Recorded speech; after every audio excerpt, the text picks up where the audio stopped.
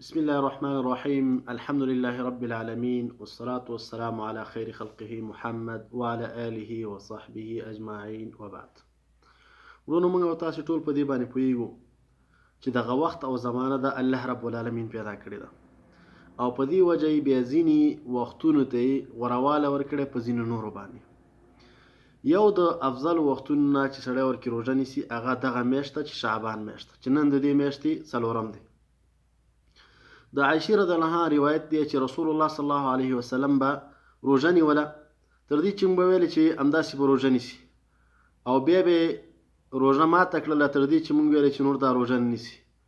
نو بیا وایي چې ما رسول الله صلی الله علیه وسلم په هیڅ یو میاشت کې دومره ډېر روژه نه لیدلې لکه شعبان کې به څومره روژې نیولې. بلکې بل حدیث کې راځي چې رسول الله صلی الله علیه وسلم به شعبان ټول روژه نیوه، ټوله به یې روژه نیوله.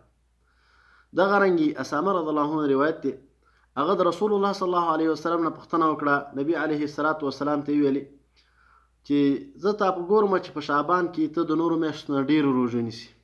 نو نبی علیه الصلاة والسلام ورته په جواب کې ویلي ذلک شهر یغفل الناس عنه، دا داسې میاشت ده چې خلک په دې کې د دین نه غافله وي، ځکه دا میاشت د رجب او د رمضان په منځ کې ده. رجب هم د حرمت د میاشتو نه ده او دغه رنګې رمضان هم د ډیر ثوابونو میاشت، نو خلکو د شعبان ته متوجه نه وي. دغه رنګې بیا نبی علیه الصلاة والسلام ورته ویلي وهو شهر ترفع فيه الاعمال الى رب العالمین، او دا داسې میاشت چې الله رب العالمین ته د انسانانو اعمال دا اوچت کیږي. فاحب ان يرفع عملي وانا صائم، بیا نبی علیه الصلاة والسلام ویلي چې زه خوښه ګڼم چې زما عمل الله رب العالمین ته اوچت شي او زه روژهدار یم د روژې په حالت کې. دینه معلومه شوه چې شعبان میاشت کې روژه نیول دا ډیر فضیلت او ثواب لري.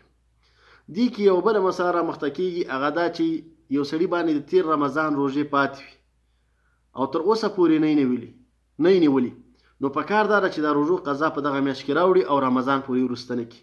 ځکه عایشه رضی الله عنها وایي چې په ما باندې به روژه وه د تیر رمضان فما استطيع ان اقضيه الا في شعبان، نو ما به دا نشو کولی چې دې قضا راوړم مګر په شعبان کې، ځکه چې نبی علیه الصلاة والسلام چې کومه مرتبه ما سره وه او نبی علیه الصلاة والسلام د وجې نه به ما قضا نه راوړله، نو تر دې چې شعبان به شو. نو علما وایي چې څوک د شعبان نه روژه وروسته کوي، یعنی یا د تیر رمضان روژه پرې پاتې قضایي او دې طاقت لري او بل رمضان پرې راځي او دې روژه نه نیسي، نو په دې حالت کې دغه انسان چې دی ګناهګاریږي.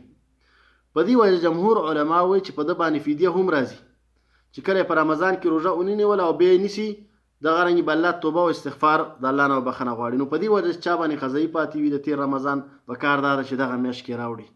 وصلی الله تعالی علی خیر خلقه محمد وعلى آله وصحبه اجمعین.